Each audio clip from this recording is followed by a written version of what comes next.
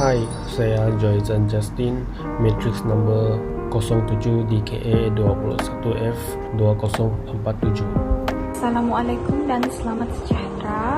Nama saya Nur Afika binti Muhammad. Nomor matriks saya 07 DKA 21F 2003. Hai, nama saya Fahira Adina binti Abdul Muin.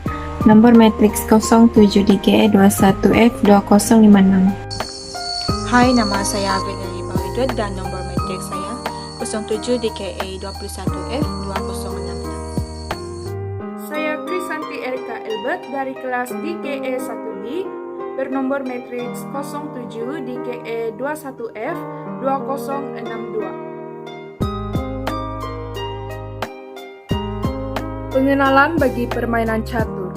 Permainan catur ini merupakan permainan berpapan paling populer di dunia sejak 1300 tahun yang lampau. Catur sangat senang untuk dipelajari, namun memerlukan sepanjang hayat untuk dimahiri.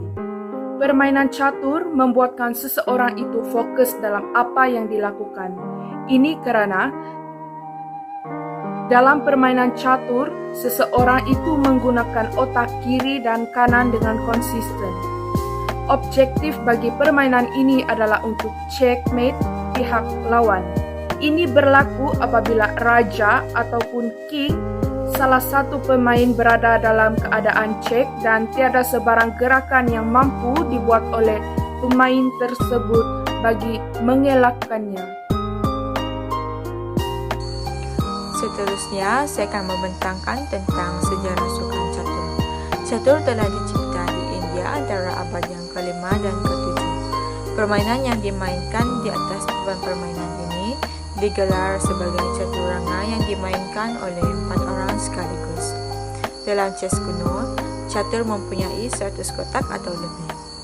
Caturanga adalah ayat Sanskrit yang merujuk kepada 4 bahagian ketenteraan, yaitu gajah, pasukan berkuda, kereta perang, dan infanteri. Dari India, permainan ini tersebar ke Parsi. Apabila orang-orang menakluki Parsi, catur telah diambil alih oleh agama Islam dan tersebar ke Eropah Selatan.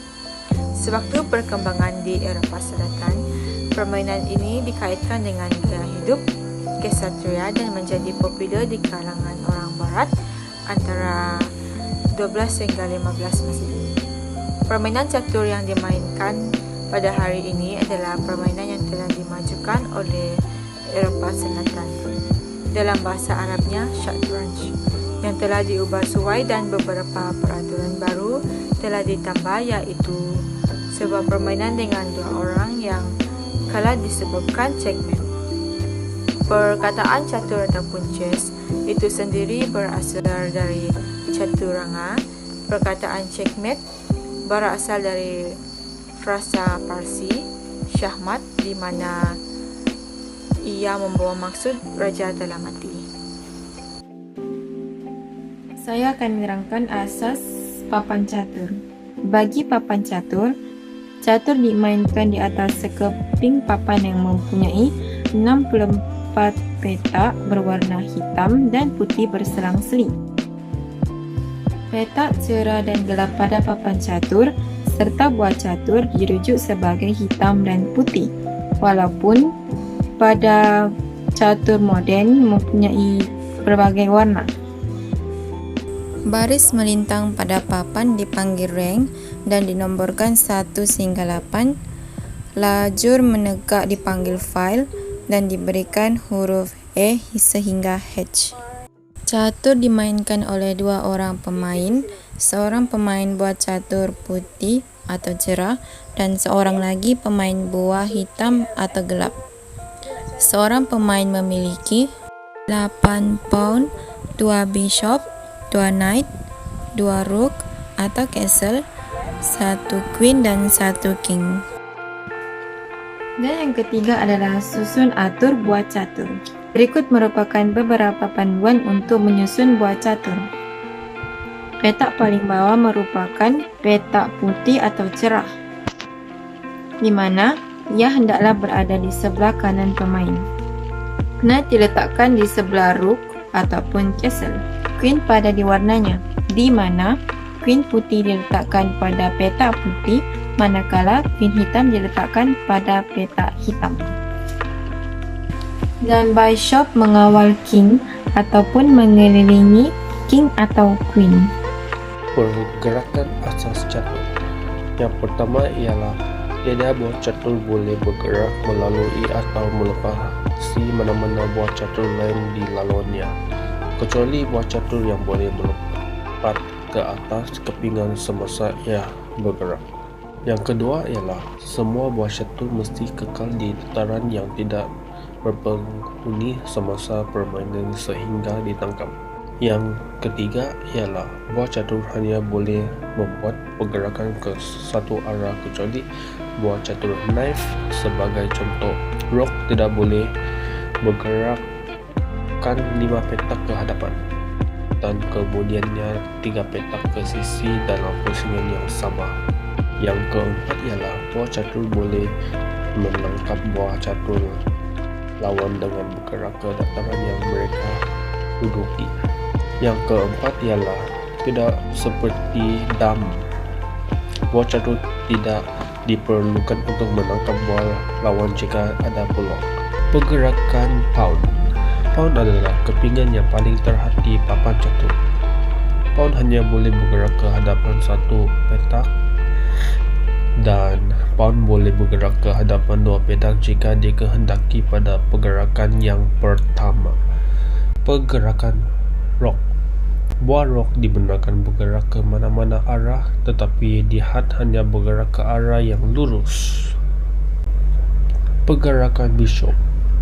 Pergerakan bishop sama dengan rook catur, tapi bishop hanya bergerak berpenjuru. Sekuping boleh bergerak di dalam mana-mana arah berpenjuru selagi laluan tidak terhalang. Pergerakan knife. Kalau pergerakan knife ini dia ada sedikit rumit. Knife boleh bergerak ke satu arah 2 petak dan kemudian berpusing ke kiri atau kanan, bergerak 1 petak lagi. Bentuk bergerak kelihatan sama dengan bentuk huruf L. Pergerakan queen. Kalau queen dia sebagai buah catur yang paling tidak terhad di papan catur. Dia boleh jalan pergi mana-mana saja. Yang terakhir sekali ialah pergerakan king. King adalah paling mudah dan lurus ke hadapan.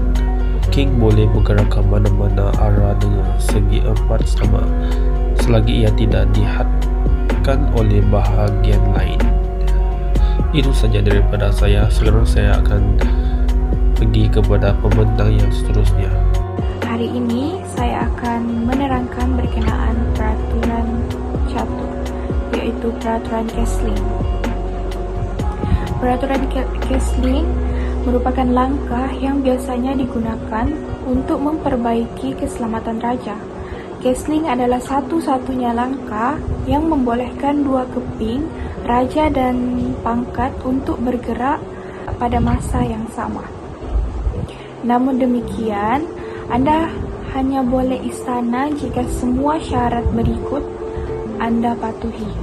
Syarat yang pertama adalah jika tidak raja atau rujuk yang digunakan telah dipindahkan belum semasa permainan, Kesling adalah mungkin. Namun demikian, sekiranya kedua-dua bahagian telah dipindahkan, maka Kesling tidak dibenarkan, walaupun sekeping dipindahkan kembali ke dataran asalnya. Yang kedua, semua dataran antara raja dan pangkat mestilah kosong ke istana. Ketiga, raja tidak boleh diperiksa ketika pengeboman dilakukan dan tidak dapat menggerakkan raja melalui alun-alun di mana ia akan dicek. Jika semua syarat yang saya sebutkan tadi telah dipenuhi, Anda boleh istana dengan memindahkan raja 2 daratan ke arah rook. Kemudian bergantanglah raja di atas raja sehingga ia mendarat di alun-alun sebelah raja. Ini mungkin sedikit membingungkan, tetapi dalam praktiknya ia adalah mudah. Dalam raja di atas, Raja Putih dan Rox diposisikan di mana mereka perlu sebelum castling. Raja-raja dan anak-anak hitam diposisikan dengan betul selepas castling. Castling kingside lebih umum dan meninggalkan raja pada G file, sementara rook bergerak ke file F. Castling queenside meninggalkan raja pada C file, sementara rook bergerak ke D file. File dalam catur merupakan lajur yang ditetapkan oleh huruf, seperti yang ditunjukkan dalam gambar raja. Sekian daripada saya. Terima kasih.